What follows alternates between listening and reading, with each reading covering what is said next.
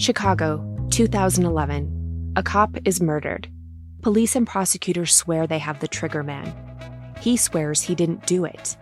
How far will each side go to prove they're right? Like it's just one bombshell after another, where you're like, what? The story of a PlayStation, a brain-eating amoeba, and the relentless pursuit of justice. Off Duty, out now. Listen wherever you get your podcasts. Howdy, howdy, ho, and welcome to Fantasy Fan Fellas. I'm Hayden, producer of the Fantasy Fangirls podcast and your resident lover of all things Sanderson. And I'm Steven, your bookish internet goofball, but you can call me the Smash Daddy. And we are currently deep diving Brandon Sanderson's fantasy epic, Mistborn. But here's the catch. Steven here has not read Mistborn before. That's right, hey. So each week, you'll get my unfiltered, raw reactions to every single chapter. And along the way, we'll do character deep dives, magic explainers, and Steven will even try to guess what's next. Spoiler alert, he'll be wrong. Newsflash, I'm never wrong. Episodes come out every Wednesday, and you can find Fantasy Fan Fellas wherever you get your podcasts. Over 90 of the top 100 U.S. accounting firms trust Bill to handle bill pay processes. Why? Because our tools are built on over $1 trillion of secure payments. We're not just moving money. We're powering financial workflows for 500,000 customers. That's a level of expertise you just can't fake. Ready to talk with an expert? Visit Bill.com/proven to get started and grab a $250 gift card as a thank you. Terms and conditions apply. See offer page for details. Hello, and welcome back to the Psycholegal Podcast. This is a podcast where we talk about popular culture through the lens of an attorney and a therapist. I'm the therapist, Tess Brigham. And I'm the attorney, Brooke Brigham. So this is part 2 of Sisterwives, our Sisterwives Rewind, Season 7, Episodes 1, 2, and 3. We are just going to finish up. So if you haven't heard the first episode, you might want to go back and listen to that. So we're continuing on with where we left off with the third episode of the season, that's called The Big Decision, where we learn the fate of Sisterwife's Closet. So it's been 2 weeks since the pitch, and we learn that they have a meeting with Stan and Amy in a few days. And so there's all this hustle and bustle about Stan and Amy in this meeting. And then we're hearing all about like, oh my God, what is this, what's going to happen? What's going to happen? Because Robin needs to have a baby. And That's right. She doesn't have time to work. Yes, work and have a baby. Oh God, imagine that. Who does that? I don't know anybody who does that. No. So let's see. So they have their meeting with Stan, and Stan starts it off by saying, well, we really had to think about this one. And I was like, oh, really? Yeah, you did? Now you're lying to them. You do know this is on TV, Stan, right? Like they're going to see you ripping on We them. saw what you said about them. Yeah. In this meeting. Yes. So again, they go back to this whole thing about like, if they give us this money, Robin says that if they give us this money, it would help them figure out and fix the conversion process, test out our theory. My whole life is resting on this. And so what comes out is, and I remember this from the pitch too, is one of the comments, something that Christine said, which was, I think, again, this shows the lack of experience and practicing your pitch and practicing answering questions. I don't think they ever practiced. I think they practiced their 2 minutes, but I don't think they ever practiced questions. Like what questions are investors going to ask you? Because the way Christine said it, it was very weird. They said, well, what are you going to do with this money? Like why 2.5 million? Why not 5? Why not 10? Why not 1? And I think she said something to the effect of, well, we're worried that if we take too much money, then we'll get complacent and not want to work so hard on it. And I didn't understand what she meant then, and I don't understand it now. Well, I kind of see what she's saying. I thought she was saying we want to stay hungry, because it's true. If someone just gives you a couple $1 million, you're like, oh, okay, well, got a couple $1 million, I'll just, farm out this stuff and we'll just spend this money and whatever.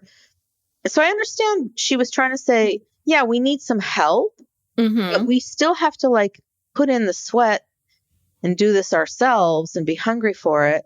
And plus they couldn't possibly afford to pay that money back. And in the very, very beginning, back in like the very first episode where they're talking about this, Christine was explaining how if they get a stake in the company and they basically the company fails, then the investors can take the company.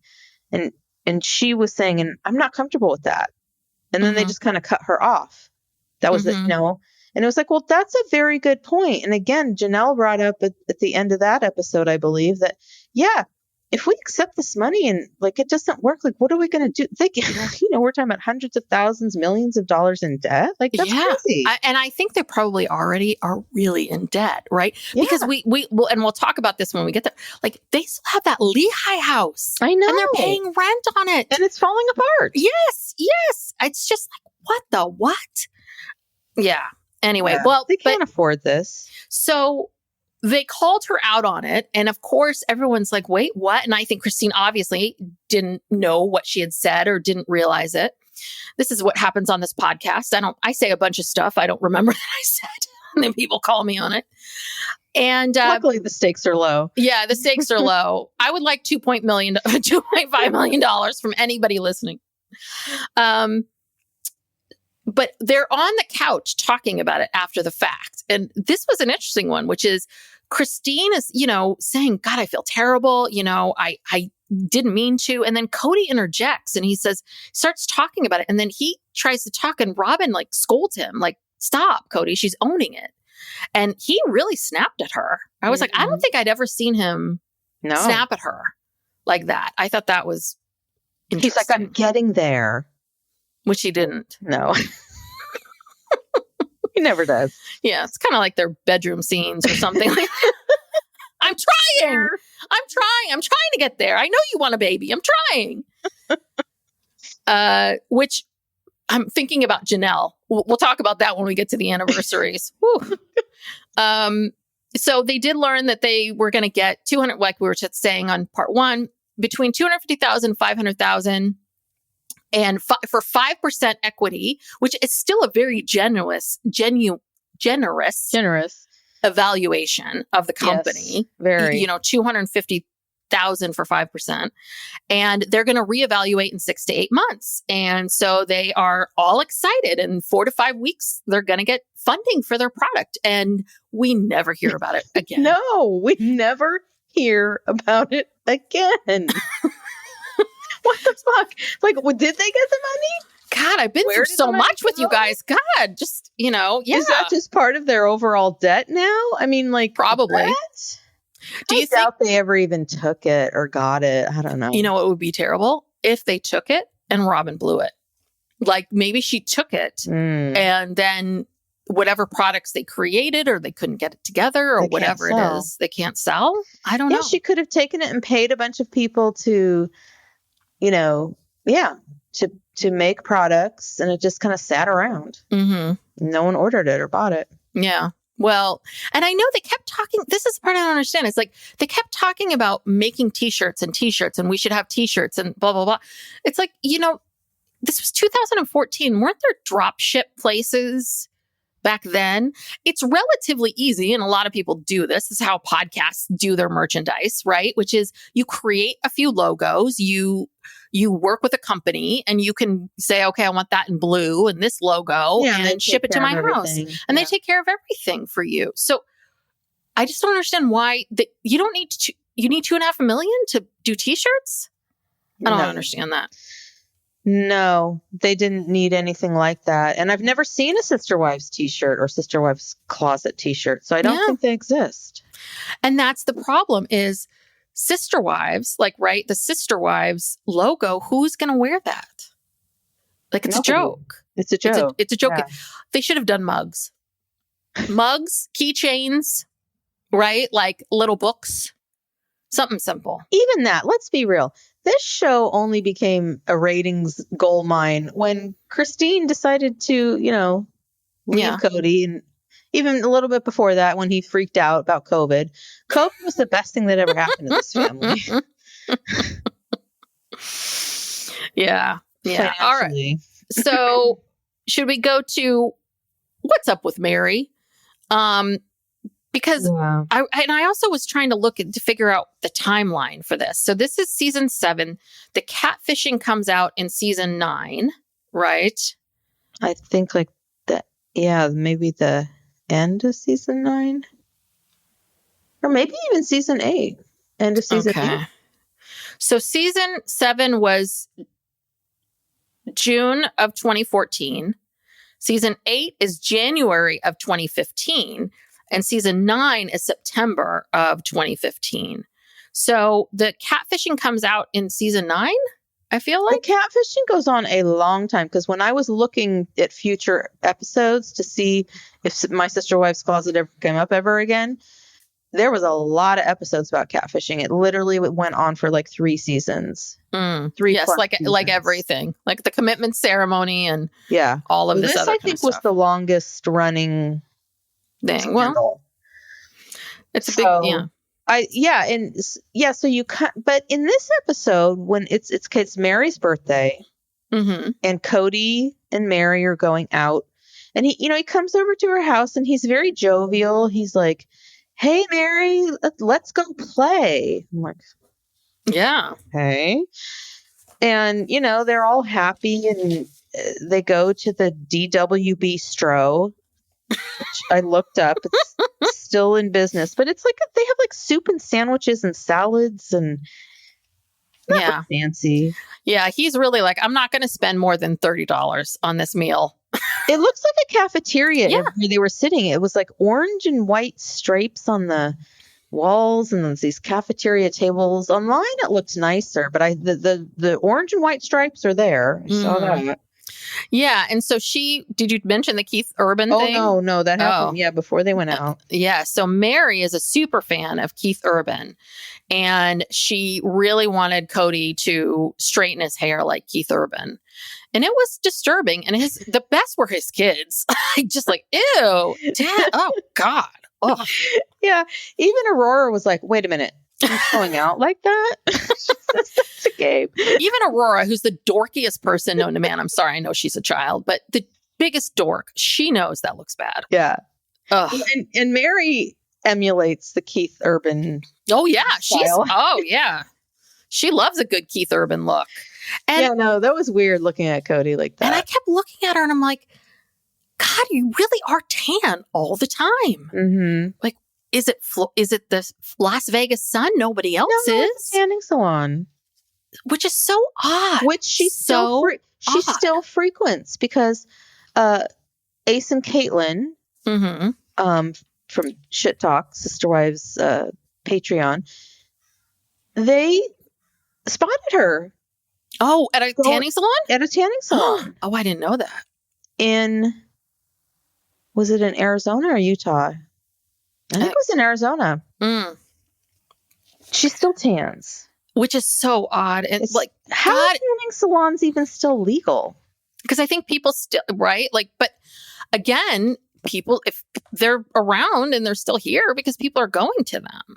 Right. But why hasn't someone outlawed them? Because, because they're so damaging.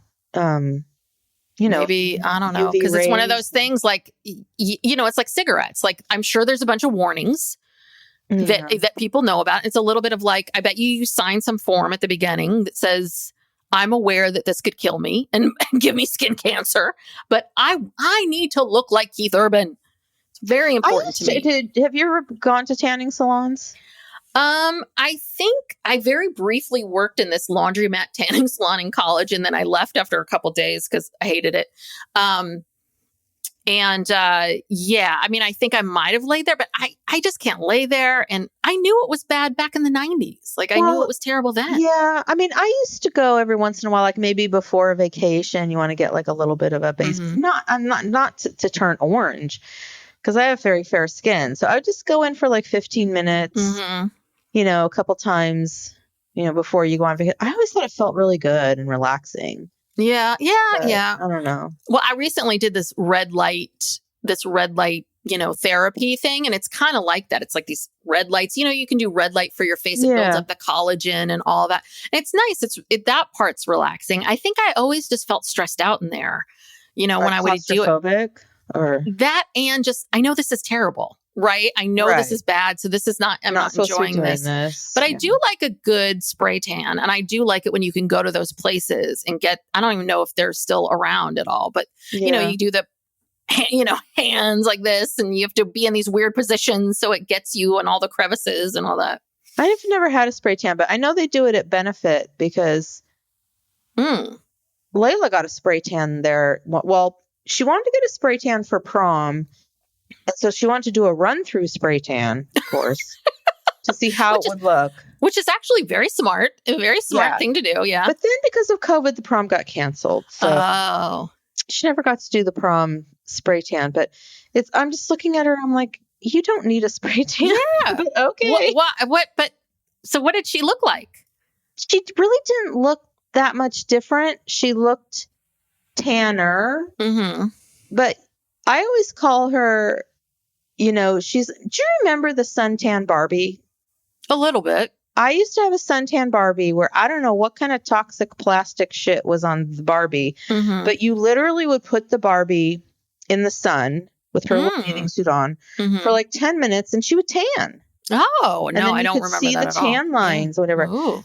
And I always call her suntan Barbie because the girl spends, the day in the sun, a few hours in the sun, and she's just golden, tropical, island girl tan. Mm-hmm. But, there's not that kind of sun or UV exposure here in the Bay Area in March. So if there had been, she could just go in the sun. I don't know. The whole UV thing, that's a thing with girls now. UV, what does that mean? UV. So like if you check your weather app, it'll tell you every day what the UV is. Oh, I didn't know. Okay. Yeah. So it's a big thing because it could sort of be not that hot, but the UV index is really high. And so that's like prime tanning time. So they keep track of that. And then when the UV index is high, that's the day you tan. Oh, okay. Good tip. Good tip, Brooke. Yeah. So that's for everybody out there. If you're looking to deepen your tan. Yes. Check the UV. Now, is there a good combination? Like it has to be, the UV has to be this, but the temperature outside has to be this? It's not so much the temperature. It's really the UV. Okay. It's the most important thing. Well, let's get back to Mary. Okay, back to Mary. Mary loves to tan. She does. She does love to tan. So she has a surprise. She has a big surprise for Kody, and she's very nervous about it. And her big surprise is she called up the registrar from, what is that? Utah University? Utah Valley South University. Yeah. Something. And shows him the envelope. That's the official, we all know, we've all got our transcripts at some point, the official transcript envelope. And she hands it to him. And of course, he's going to start opening it. She's like, whoa, whoa, whoa, whoa, you can't open it. It's not official. I'm like, okay, this is a weird display, but okay.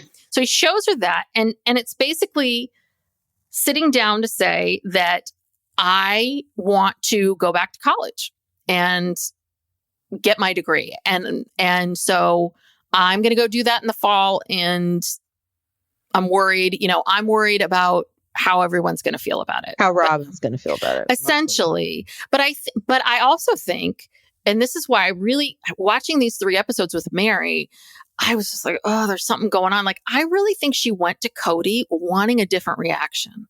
I think she really wanted Kody to say, hey, I'm so proud of you. I think this is great. Kind of like what he did in the commitment ceremony along the lines. You look beautiful. You look great. Aren't you great? I think she really wanted him to be like, that is so great for you. And I think that's wonderful. And yes, it'll be hard, but right. I really think she needed something. I support you. And his first thing was Robin. Mm-hmm. Well, Robin's going to be upset about this. Yeah. Yeah. No, you're right. He didn't give her any praise or encouragement. Like, I'm so proud of you. Anything like that's such a tough thing to do.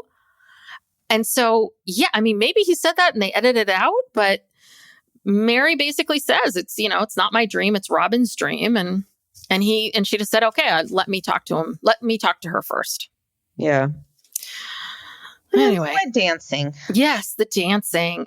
And what I'm wondering is, how many dances do you think they did? Do you think Kody was there with her all night? No, I think they went in there, they filmed like one dance to get some footage, and then it's like, okay, let's go home. It's like, I gotta get back to Robin. Yeah, because did you notice? I thought this was strange. He comes into her house with a backpack. Mm-hmm. He says, happy birthday. She's like, oh, thank you. Whatever, they're getting ready to leave to go out to eat. He takes his backpack with him. So it's like, are you not going to spend the night here? I mean, it's your birthday. Oh, no. It's not my night with you, Mary. No birth. Oh, no, there's no birthday sex. He takes his big old backpack with him. But then when they come back home, he's got the backpack still. So he had the backpack with him in the car the whole time. I think he just went inside, said, okay, happy birthday, and left and went back to Robin's with his backpack. It's possible. I don't know. But yeah, it seemed like a kind of a birthday. Yeah. I mean, he did not put a lot of time or effort it's not into romantic. Yes. Okay. So what else? We're on our Mary section. So I want to go back to, because there were some other things with Mary, if I have to remember. Oh, this was the other big thing. So the house, we learned they still own the house in Lehigh. Right. They're paying rent. It's a problem because they don't have any money. And they need to remodel the house and sell it because it's a polygamous house. And they need to kind of figure out, like, what are we going to do here? And it's not profitable the way that, they can make it into a more profitable house. So Mary's sister and her family are staying there and kind of watching over the property. I don't know if they're paying them or not, but so I guess there's all the stuff that needs to get done. And so Mary has, she's trying to handle this. Mary has this piece of paper that was given to her. This was a little confusing, like by the contractors, by whom? Like, was it by the contractor? Yeah. And when we see the contractors, you're kind of like, yeah. And I don't know, have you ever had an experience where you've had a contractor come over and they created a plan for you to scale, perfectly lined out? No, we don't need an architect's rendering of, to do some plumbing repair. Because all that happened, there was a flood. So there's water damage. Mm-hmm. That was the primary problem. But then she's talking about, Kody does not want this to look like a polygamous house. Well, that's going to take a lot of remodeling. Yeah, you got to get rid of 2 kitchens. This house has 3 kitchens. I don't know, at least 3 or more bathrooms. What, you're going to gut the whole house? Well, yeah, you've got to, really, truly, you've got to gut definitely get rid of the 2 kitchens and then do something with that. But that's not really set up for a bedroom. Like the easiest thing is to convert a bedroom or something like that. But it's not like converting a bedroom into an office it's a little more complicated. Yeah, this is just a storyline. They don't have the money to be doing all this kind of stuff. And those contractor guys looked very confused. Like, why am I here? Yeah. Well, I wrote down, it's like, do contractors draw pictures to scale? Is that something? So Kody feels overwhelmed. And so instead of, I don't know, managing his overwhelm or managing his own feelings, and he says to her, I'm very overwhelmed. And so instead of like taking care of himself, he just takes all of his anxiety and overwhelm and he just throws it on Mary and basically says, I can't do this. I can't do this. I can't do this because it's not to scale. How do I make these decisions? And all Mary is asking him is this okay if we do these 4 or 5 things? Like, are you okay with this? Yeah. But he just goes off on her. I just thought, and when she started crying, he didn't stop at all and say, you know what, I'm sorry. I'm sorry about my tone. I apologize. Right? I apologize. I overreacted. He just he doubles down and over again. It's like, why are you crying?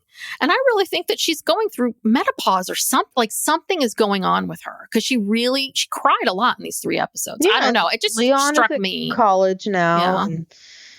Yeah. And I think she's lonely and I think she's, I think she is very overwhelmed. I think, all of those things, which doesn't surprise me that she's thinking about going back to school, but he just throws these things back in her face. And then when she says, okay, fine. And she does try to say to him, I'm just trying to figure out what you need me to do. Just tell me what you want. And he won't tell her what he wants because what he wants isn't realistic. No one's going to draw you something to scale. No. And also, they don't have the money to do what he wants to do with the house right now. So instead of just saying, I'm really frustrated, that they probably are carrying a mortgage. He says something about how they're upside down. So Oh yeah. So this is a financial drain. He doesn't have the money to do what he needs to do to get rid of this property or whatever. And that's his frustration. And then he just takes it out on Mary. Yeah. And that's it. Yeah. And I thought that was really, really unfair. Yeah. No, she didn't deserve that. But she was happy to get out of town and get away from him. Yeah. So she had to go to Lehigh. We see her at the end, we see her going to Lehigh. And then this whole thing seems super fake. Like she meets up with Leon. They go see the old house. They have those conversations. Those poor contractors were like, we were just pulled in here. Yeah. We don't know what to do. Yeah. We just answered an ad in the local paper and we're here. And then we see which I thought this whole thing with her friend, I thought was really odd. Like I guess you don't have a lot to talk about or enough of a storyline. Well, she hasn't seen her since she was in kindergarten, since she was 5. Yeah. Mary's going to Bountiful and to see her old friend, Sue Ellen. And, Sue Ellen just decided to reach her out of the blue. Mm-hmm. She's been on TV for 4 years. So you just happen to think about that. I mean, Sue Ellen seemed nice, but basically they talk about, I guess, this thing that we've heard about a million times, which is about, Mary had to lie about her lifestyle, and so did Robin, and so did Christine. And, we were taught to lie. And I guess Sue Ellen's family was on the council that excommunicated her grandfather from the Mormon church. Yeah. So they go and they visit their old house, and that was kind of it. Yeah. That was exciting. Yeah, I know. I wanted to because I just felt like something like Mary, we're seeing something with her. It's we're getting the seeds of what's happening here. Her unhappiness, her discontent. It's her discontent and her anger and her frustration. This is the beginnings. Okay, so let's talk about, do you want to talk about McKelty and the boyfriend? Okay, or do you want to talk about the other, the birthdays, anniversaries? Because this was a busy week. This was really busy. It was the busiest week of the year, remember, according to Kody. I mean, so first they have a joint birthday party. Yeah, so that's one day. Yes. And then he's got to take Mary out. Actually, it's over 2 days. Oh, and even before he took Mary out that night, he took Dayton go-kart racing. And you kind of see in this episode that he treats Robin's kids much better than he treats the other wives' kids.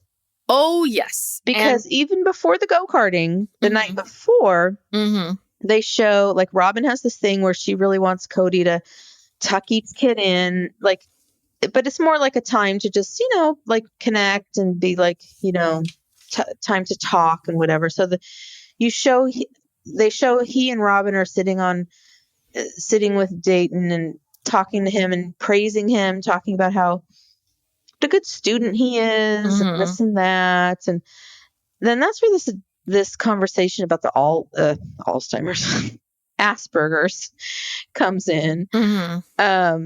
And Robin has always said, that she had him diagnosed professionally having Asperger's when he was in the 3rd grade. But of course, Kody doesn't believe it. No, not at all. Doesn't think he has Asperger's. He's just quirky. Yes, which is really okay. Kind of, I mean, again, they don't even call it Asperger's anymore. I mean, he's, Dayton's on the spectrum and he's very high on the spectrum, but he's on the spectrum. And it seems like, from what I hear from clients, people are really grateful to get the diagnosis. It helps them understand themselves better. They can take that in, they can understand it, and they don't feel so isolated. So denying that to him, isn't okay. And I have to say, remember the interview, the infamous interview, this was the very beginning of our podcast with Payton and that guy, right? Payton talked a lot about Dayton and how much he liked Dayton. And I was watching the scene, it's going, I like Dayton too. You know, Dayton is a really thoughtful, quietly thoughtful person. And it's just like, he's got a lot of maturity in a lot of ways. I don't know. I just liked him. I just liked his energy. Kind of reminds me of my own quirky kid. Quirky, who might also be on the spectrum. I don't know. Yeah. I mean, yeah, Dayton's quiet. We don't get to hear a lot from him. But yeah, he does seem, when he does talk, he says some very, significant things. And because they're talking about what a good student he is and he does this and that. And he's like, well, that's just kind of how kids are these days. Yes. Yeah, maybe you weren't, Kody, but these kids, they got their shit together. They're things happen.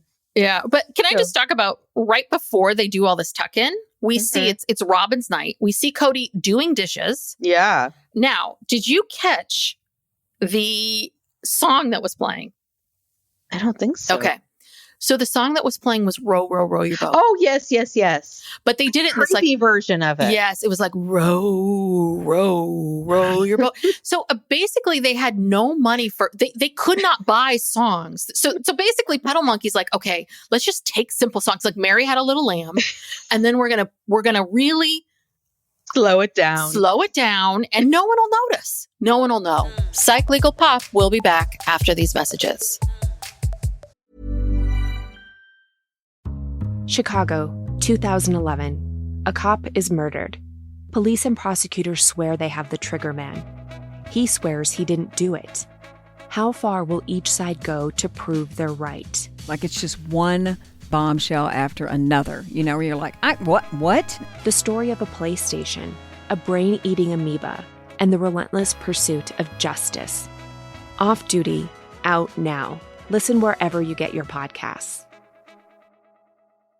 Howdy, howdy, ho, and welcome to Fantasy Fan Fellas. I'm Hayden, producer of the Fantasy Fangirls podcast and your resident lover of all things Sanderson. And I'm Steven, your bookish internet goofball, but you can call me the Smash Daddy. And we are currently deep diving Brandon Sanderson's fantasy epic, Mistborn. But here's the catch. Steven here has not read Mistborn before. That's right, hey. So each week, you'll get my unfiltered, raw reactions to every single chapter. And along the way, we'll do character deep dives, magic explainers, and Steven will even try to guess what's next. Spoiler alert, he'll be wrong. Newsflash, I'm never wrong. Episodes come out every Wednesday, and you can find Fantasy Fan Fellas wherever you get your podcasts. Row, row, row your boat. I know. What the heck? It was so weird. That was so weird. Yeah. Well, yeah, he's so different at her house. Yeah. Have you ever seen him lift a finger? No. Christine or Mary or or Janelle's house? No. He's always doing dishes at Robin's and helping and tucking in kids and doing chores and. Well, did you see in the first scene of season 7 is Kody's at Christine's house, and he's going to Robin's, but first they have this Mary Dayton joint birthday party, right? And so did you see how Kody came into the house and then he holds Gwen's chin in his hand? Like, did you see that? He comes up to Gwen and like pushes her chin up and says to her, "Tell your mother I need my apron." And then Robin's like, "Oh, I have your apron. This apron that says I turn grills on." Yeah. And it was like really the way in which he kind of like lifted her face, like, kind of little girl, let me tell you. It's a real juxtaposition between that and what we see later in the episode. It's like, hello? And he's giving extra time to Dayton. I mean, they've already had this birthday party. He's tucked him in. And then the next day he goes go-kart racing with him, before his dinner with Mary. I mean, you can really see like where his priorities lie. Yeah. And how the other kids were pissed. And then the best is, okay, well, it's your birthday, so Mary and Dayton, you get your own steaks. It's like, okay. Were they not going to get one? Were you not going to get any meat? You have to like get only a piece? Yeah, like Gwen and the rest of them, they don't get a steak. They only get a drumstick or something. Yeah, you hot dog. Get this meat on the floor, kid. Let me make sure Dayton gets his steak. Oh, yeah. God, I have to give one to Mary, too. Yeah, I guess it's her birthday, too. Yes. God, this week is hard. And then, okay, so then we have the Mary stuff. And then the next big obligation that Kody has with his 90 million kids, because this, your whole life, this is your life, is to take Janelle out. So he and Janelle are celebrating their anniversary, and they've decided they are not going to talk about business at all. Oh, well, what are they going to talk about? I don't know. But I also think, how much do you really think these two were talking about Sisterwife's Closet? Oh, not at all. Yeah. I was like, so what business? Is it the MLM business? Is it making up businesses in your mind? How can we make more money? What can we be doing? How can we be saving money? How much money should we put towards this and that? Stuff like that. So how much money should we give Christine? Should we cut the grocery bill? She doesn't need all that money. Yeah, it's Dayton's birthday this month, so he really needs a lot. Yeah, he likes steak. Peyton, he can eat hot dogs, He's fine. Whatever. So we now have another hair Kody scene. Oh, God. Oh, my God. This man and this hair is exhausting. Also, in the other scenes where his hair is just normal, it's like he's not even brushing it. What is that supposed to be his look? His hair is beyond messy. It looks like it is matted or tangled, and it's got excess product in it. It just looks so bad. It's the worst I've ever seen his hair. Yeah. I don't know. Well, right, there was that rumor that he got some terrible haircut when they first got to Vegas, and he was wearing a wig or something. Extensions. And I can kind of see that because the texture of the hair on the top is very different than the texture of the hair on the bottom. So I think he got like this really short haircut up by his ears, and he didn't have like the long stuff covering his neck, and he's wearing some like sew-ins or clip-ins or something. Which is what's crazy about that too, is if you think about where they were, this was when they had finite resources. They had finite resources. They were all staying together. They had no money, fleeing Utah. Yeah. And they had to spend money on him getting hair extensions. I mean, isn't that insane? I mean, he's Kody Brown. Yeah, because his hair is very important. So Janelle likes it when he wears it in a ponytail. So he wet his head and he pulled it back and wore it in a ponytail because it drives her wild. And it's like, and he says, "Ooh, down, girl." She's just looking at him like, "Ooh, yes, I know you want me, don't you?" There was a lot of, I like I said, I think these two get freaky deaky. I don't know what's going on here, but he's all excited for this anniversary. They both are. Yeah. They don't need to go out for very long. They want to come back home. Yeah. Get to business. Yeah. Well, of course, talking business. Talking business in the bedroom. The kids hate the hair. Okay. I'm sorry. So Kody sits down with her and he's like, "I really like you. I'm in love with you.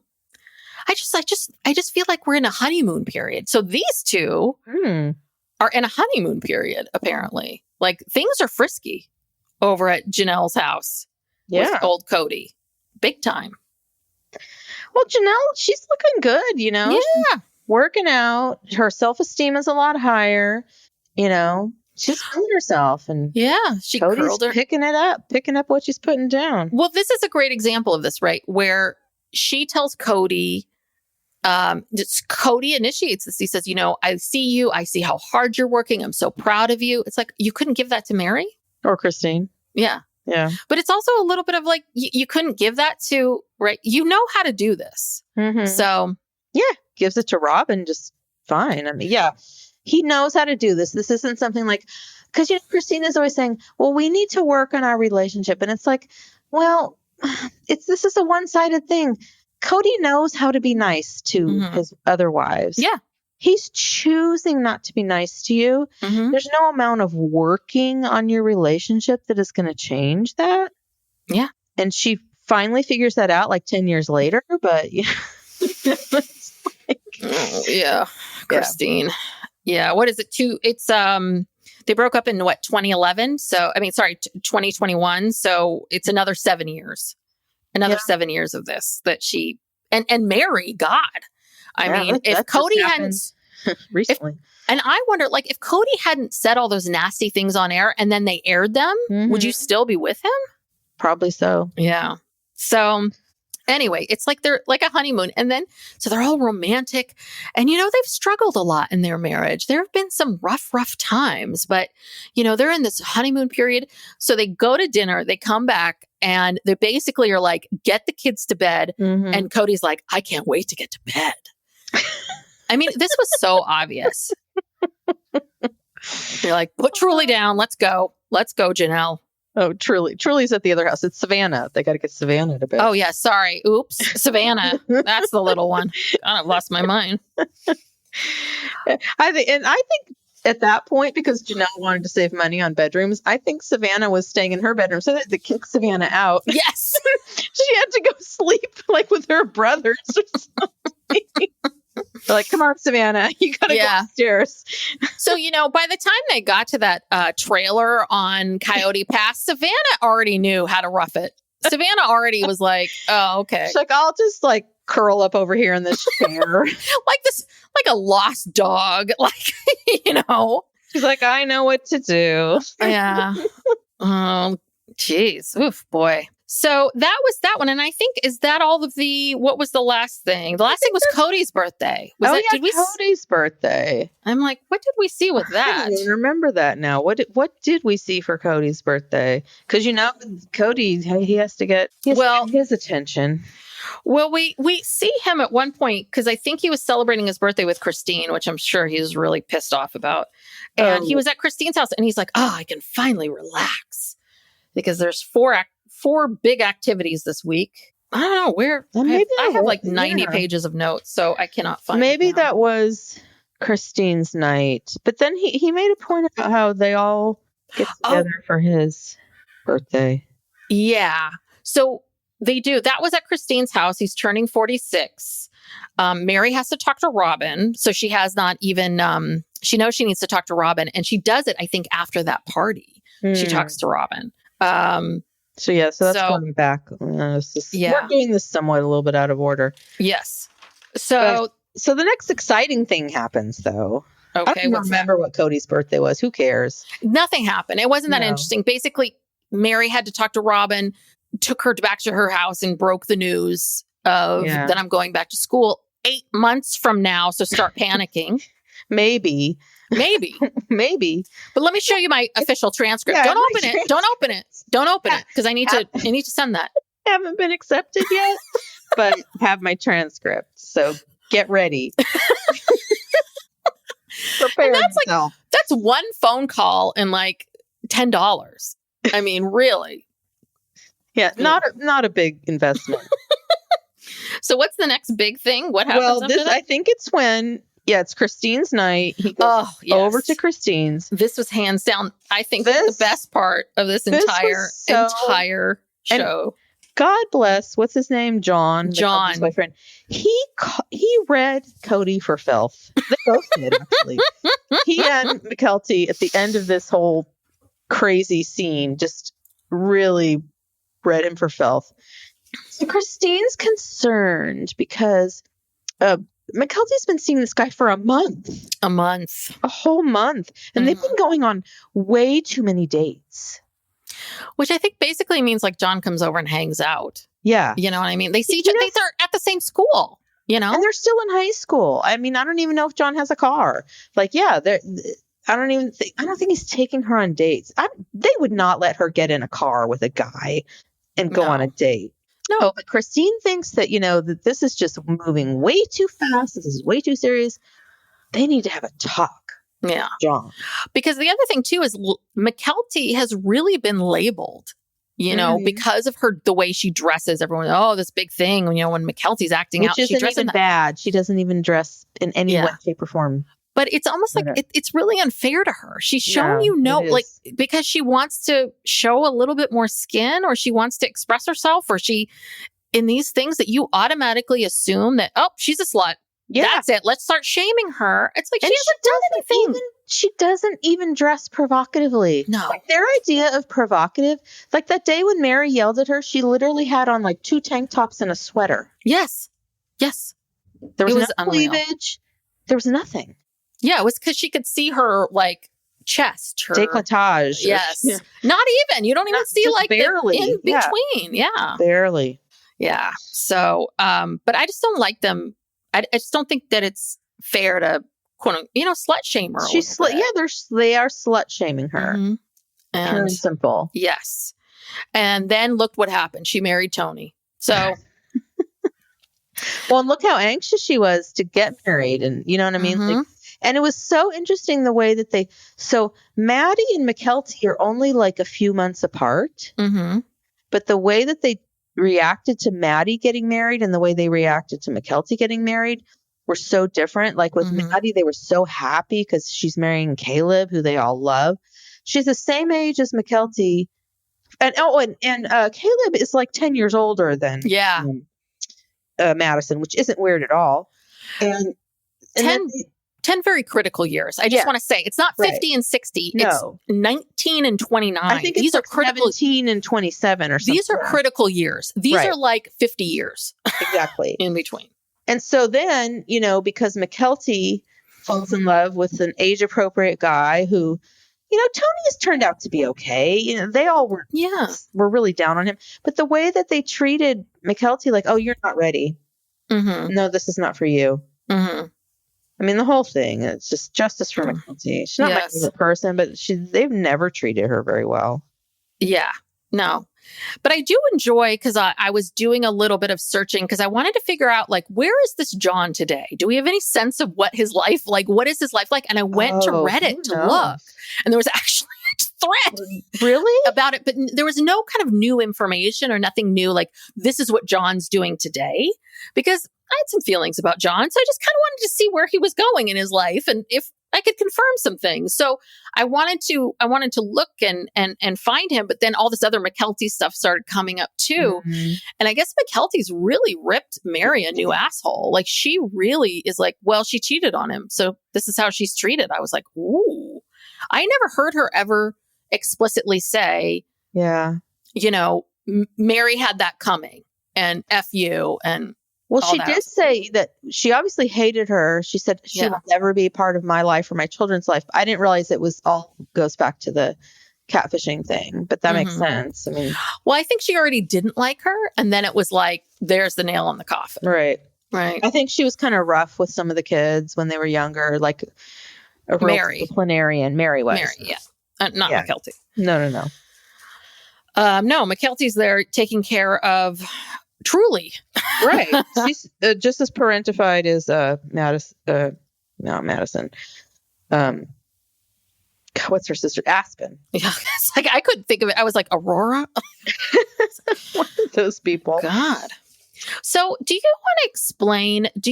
want to talk about biology, Brooke? Because Kody really knows a lot about it. Well, I want to tell you something. I barely passed biology in high school. I think I might have even gotten a C-. I hated biology. I hated it. I don't know a lot of biology, but I know a good deal about sex. Mm-hmm. Okay. Okay. So I feel like, when Kody says he's read enough science and he's studied this and, she has his biology, and if she holds John's hand, she's going to really like him.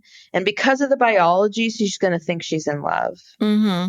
So kissing and holding hands, that leads to broken hearts. Mm-hmm. And if she holds your hand, she's going to really like you. I'm going to tell you exactly what this is. Broken hearts equals broken hymen. And we can't have that. And my God, a woman cannot possibly have that. No, not till she's like 27 and married, at least. I mean, yeah. Well, their whole thing about this, I will say, because I did actually go and look this up a little bit about what Kody was talking about, and he's not wrong. So when you kiss, there are, he says when you kiss, there are these hormones. You gonna tell me this is true? No. Okay. It's slightly true. I think he took something that is slightly true or like kind of true and then spun it to his own way. So basically, Kody says, when you kiss, your hormones go into your mouth and then will stimulate certain things. And what happens is, yes, when we kiss and when we are touched and when, just like with babies that need to be touched, right? Mhm. It produces oxytocin. And Mhm. oxytocin is a good, warm, caring feeling. Is it a hormone? Is oxytocin a hormone? Oh, that's a good question. A release of a hormone, or is it? Because here's my point of contention, is that hormones are not swapped by kissing. Hormones come from your own body.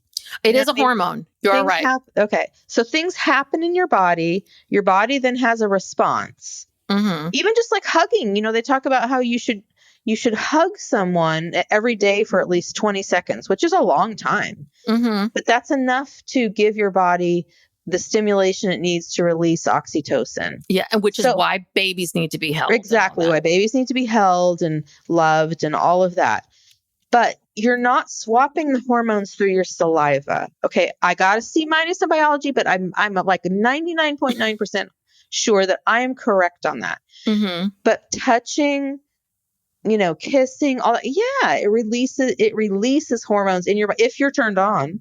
Mm-hmm. If you're not turned on by it, then it's not going to do anything for you. Yeah, it's the same thing. They're saying, I'm just reading this article from Harvard. A more promising way to boost oxytocin naturally is with exercise. So it's any kind of stimulation, Mm-hmm. and the oxytocin, right? We connect, and that builds that thing.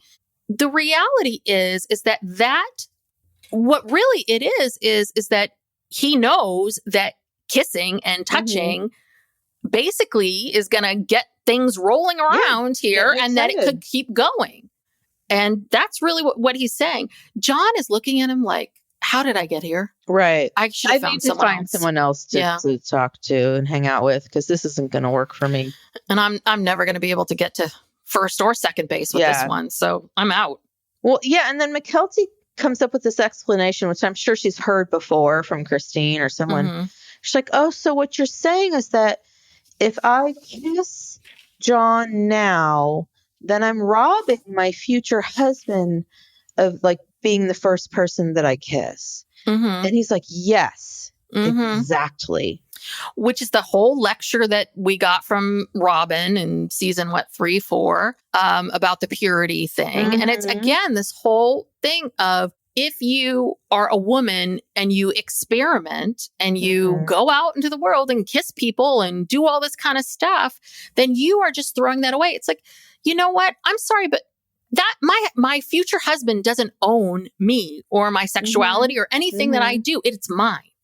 And that's basically what you're saying to her, which is this man or a man will control you and determine when you get to respond versus you saying, this is what I want. And also, let's go back to biology. Mm-hmm. Okay. Women, let's go back thousands of years or whatever. Women had babies at 15, 16, 17. Mm-hmm. They were sexual at those ages. Those are your prime fertility ages. When you're unfortunately. having sex, and it's the easiest to get pregnant and all that kind of stuff. So, but Kody wants us to go against all information we know about biology. And wait till you're, how old does he want these, how long does he want these girls to wait before they can be kissed? I think he just wants to make sure that they haven't kissed anyone. I think he doesn't care when he does. Like, I don't think he really cares when. I really think it's like, I just don't want you to ever cross that line, right? Because that would be realistic. But it's like, Kody, when you were 16, 17, so Kody never kissed a girl when he was 15, 16, 17, never held a girl's hand. But he was an attractive young man. Yeah. I'm sure he did. That's the problem. The thing is that this whole BS, the father has to take the guy aside and lecture him and all of that kind of stuff. And I can't believe that Christine, I don't know. I think Christine is so thrilled that Kody's paying attention to her in some way, shape, or form. And paying attention to her kid. Yes. And I think she's just like, oh God, just don't go to Robin's tonight. Just don't go to Robin's tonight. Just stay here. We have a crisis here. Yeah. They might kiss. They might hold hands. Yes. Yeah. Stay here. Please talk to them. And poor John. John was like, oh God. We never saw him again. Yeah. Well, and he basically said, I don't agree with him. He basically said Kody's not right. Well, McKelty basically said, too, this is what they said at the end of it. she said, well, he straight out said, I don't believe this. Mm-hmm. And then McKelty said, yeah, well, I think that, we're going to remain friends that are more than friends. Mm-hmm. So basically friends with benefits. Yeah. It's like, Okay. Whatever that means for them. You're right. In that thing. I think they're going to. So I think it did not change their relationship at all. No, made no difference. Yeah. And I bet you they broke up, like they stopped hanging out like a month or two later. You know what I mean? It's like it's high school. How long do you, like, if they've been dating a month, like, come on. Yeah. Anyway, that whole thing was so unbelievable. And he's so condescending. And uncomfortable. He's not even really comfortable talking about it. It's just, so then it's like, okay, well, that's that. Okay, well, let's go eat dinner, I guess. No, they were going to go play poker. He's like, oh, well, poker. That's right. And it's again, he's like, well, it's okay for us to play poker because we're in Vegas now. It's like, I love how you kind of just change up things as you go because you want to play, because you enjoy playing cards and you want to play Texas Hold'em. Now you have to say, okay, well, it's okay for me to do it. It's all this BS that all of these religious leaders and all these people in our world that just preach one way and then act another. It's like, God, get it together. I'm exhausted. I know. I really am. I think that's exhausting 3-episode arc of Kody. Yeah, like after this, I'm just real sick of Kody. Yeah, he's exhausting. So, I think we need to figure out, because after this, it's just a bunch of one-off episodes of about Mary, about Robin, and then what's the next thing that's about to happen? I could have. Honestly, nothing interesting happens until the catfish. Like in between, it's all of these filler episodes. There might be a couple that are somewhat interesting, but it's a ton of get to know Robin, get to know Christine, tell-alls. Oh, the family shares pictures. I mean, it's literally like what? Like, real slow. Yeah, I think there's only 8 episodes this season. I just had the thing up.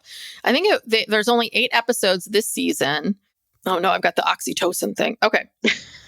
So season 7, they have 8 episodes. And then season 8, they only have 7 episodes. So I think this was a real dip, right? Were these the years that Kody was like reducing the salary so that they could keep going on the show? Or is that more season 10? I don't know. Maybe. And here's the other thing too. So the first season they had 7 episodes, and then they had 11, and then 5 was only 8, but then there was like 18 episodes for 6, and then they have this dip. And quite frankly, I kind of feel like, without the catfishing, you guys would have been canceled. Oh, so yet again, Mary is making you money. Saved Kody. you. Yeah, she really did.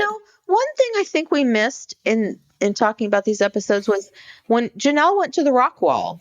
Yes, and we got to see Logan. Logan was there, and he was so sweet. He was supporting his mom and encouraging her. And I thought it was so funny because, she's having a lot of trepidation about climbing this rock wall, and she's getting really scared. And Sean is really trying to get her to keep going. And he's really just got his hands all over her ass. Really? For the whole whole time. I guess I was taking notes. I was too busy. I didn't notice that. No, he was like, because she's afraid she's going to fall. And he's like, no. And he's not intentionally, trying to grab her ass or do anything. But, he's kind of trying to like foist her up there. And then she falls. And then Logan comes and like catches her when she falls. I don't know. I thought it was heartwarming because you know what? These are the 2 best guys in her life. Yes. No, it's true. They really are. It's really true. Guy who's been more inspirational to her and been more supportive of her. He's the one who stayed with her on that run. Yeah. Remember when Kody ditched her at that 5K? Yes. And Sean stayed behind the whole time and ran with her. Well, what I think is really interesting is like we can't get Logan I did not see Logan at any of these anniversaries. I mean, he wouldn't be at the anniversary, but the birthday parties or any of this. Yeah. But this is the thing he showed up for. And again, Kody complimented her, but it was a little bit of like, he really was there to support his mom. And it's like, it shows you how sweet and mature Logan is. And then I just started thinking like, has Kody ever taken Logan out on the racetrack? I've know? not that I've seen. I've never This- seen him do anything alone with Logan. Yeah. Or any of the other kids, for that matter. Logan's too busy. He took Aurora to get her ears pierced. He took Dayton to the go-karts. I mean, he's done one-on-one stuff with Robin's kids. Nobody else. So yeah, that's a good place to end Yes. our show. Well, I wanted to just say one thing. Okay. We'll figure out going forward what we're going to cover. We might just have to fast forward to the catfish. I'm not even sure if there's anything worth discussing in between. We'll see. But there was a post on Christine's Instagram a couple days ago that I thought was really interesting. So remember the documentary we covered, The Daughters of the Cult? Oh, that was about the that almost LeBaron. broke me. Yeah. Yes, it was. Ooh. And also one of our highest rated shows. Yes. Yeah, that's the whole love thing. this stuff. People love a cult. People love a cult. And if you can cross it with something involving sister wives or something, even better. So Christine, Annie, her mom Annie, her father was one of the LeBaron brothers who started this fundamentalist, polygamist cult. And they all lived on this compound in Mexico. They called it Colonia LeBaron. So anyway, I guess Christine and David recently went back there for a visit, and she's describing in her Instagram post, she said, David used to visit here with his family. And she says that her mom's dad once lived there, very casually.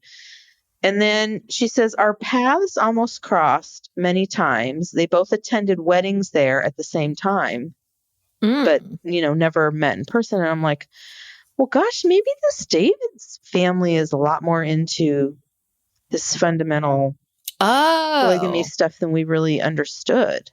If he had Sam, that he used to go there. I don't think he personally was in it. Yeah. Interesting. But oh my God. What if they're related? Well, she's even said in the post on all caps, we are not related. Did you do DNA tests to make sure? Have you done 23andMe? Are you sure? Yeah. We're learning more about David. Yes, we are. We just leave that there. I thought we are learning things. That's interesting. Interesting. Yeah. All right. So thank you so much for tuning in. We really appreciate it. If you like this podcast, and a great way to support us is not either or both, to give us a 5-star rating and review. It really helps us, as do downloads. So please subscribe to the show. If you want to hear more from us, you can go to Patreon, patreon.com/psychlegalpop podcast. And and let us know how you like this new Sister Wives format. This is a new experimental thing that we're doing to try to, I think, kind of make each Sister Wives episode great. I don't know. Not be so repetitive like the show is, where half of the show is previously on Sister Wives. Coming up, recap. Done. Yeah. And it's like, oh God, can we have some new material? Yeah. So we want to go through everything. We want to talk about it, but we just we want to keep it exciting.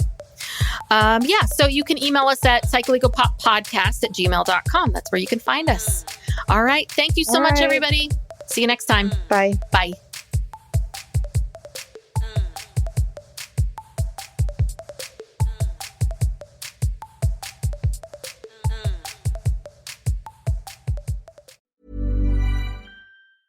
Howdy, howdy, ho, and welcome to Fantasy Fan Fellas. I'm Hayden, producer of the Fantasy Fangirls podcast and your resident lover of all things Sanderson. And I'm Steven, your bookish internet goofball, but you can call me the Smash Daddy. And we are currently deep diving Brandon Sanderson's fantasy epic, Mistborn. But here's the catch. Steven here has not read Mistborn before. That's right, hey. So each week, you'll get my unfiltered, raw reactions to every single chapter. And along the way, we'll do character deep dives, magic explainers, and Steven will even try to guess what's next. Spoiler alert, he'll be wrong. Newsflash, I'm never wrong. Episodes come out every Wednesday, and you can find Fantasy Fan Fellas wherever you get your podcasts. Over 90 of the top 100 U.S. accounting firms trust Bill to handle bill pay processes. Why? Because our tools are built on over $1 trillion of secure payments. We're not just moving money. We're powering financial workflows for 500,000 customers. That's a level of expertise you just can't fake. Ready to talk with an expert? Visit Bill.com/proven to get started and grab a $250 gift card as a thank you. Terms and conditions apply. See offer page for details.